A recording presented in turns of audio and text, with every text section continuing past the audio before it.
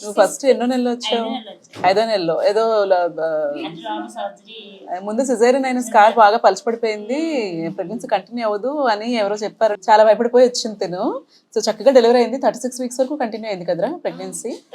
Stitch కూడా వేస్తాను కదా నీకు, సర్వీక్స్ కూడా షార్ట్ ఉంటే స్టిచ్ అది వేసాము. ప్రెగ్నెన్సీ చక్కగా 9th మంత్ వరకు కంటిన్యూ అయింది. కానీ చాలా ఒక పెద్ద ఘనకార్యం చేసి వచ్చింది లావణ్య. అది ఏంటో చెప్దాము, మీరెవరు ఆ మిస్టేక్ చేయకూడదని చేస్తున్నాను.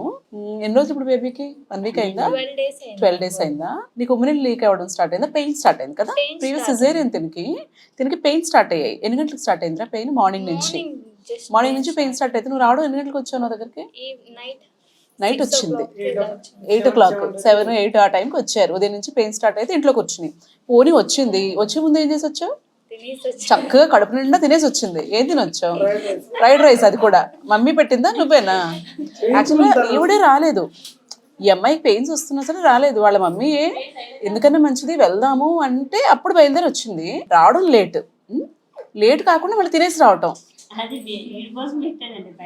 ఫ్రైడ్ రైస్ ఇవిడుగా తినేశారు. సో ఇప్పుడు మీకు పెయిన్స్ అనిపిస్తే ఏం తినకుండా రండి హాస్పిటల్కి. ఎందుకంటే మీరు వచ్చిన తర్వాత మనం ఎగ్జామిన్ చేయాలి, బేబీ హార్ట్ బీట్ అది ఎట్లా ఉందనేది అసెస్ చేసుకోవాలి. దాన్ని బట్టి మోడ్ ఆఫ్ డెలివరీ డిసైడ్ అవుతుంది. ఒకవేళ ఎమర్జెన్సీ సిజేరియన్ అవసరమైంది అనుకోండి, మీరు ఫుల్ స్టమక్ మీద రావటం వల్ల ఎనస్థీషియా టైంలో కాంప్లికేషన్స్ కూడా వస్తాయి. అర్థమైందా? పెయిన్స్ వచ్చేస్తుంటే ఆగలేం కదా మరి. అప్పటికే స్కార్ తిన్నైపోయింది, ఆపరేషన్ అప్పటికే స్కార్ పలుచగా అయిపోయి తిన్నైపోయింది. ఇంక నువ్వు ఇంకా దాని పెయిన్స్ కాదు అనుకుంటే ఇంకేం చేయలేదు నేను.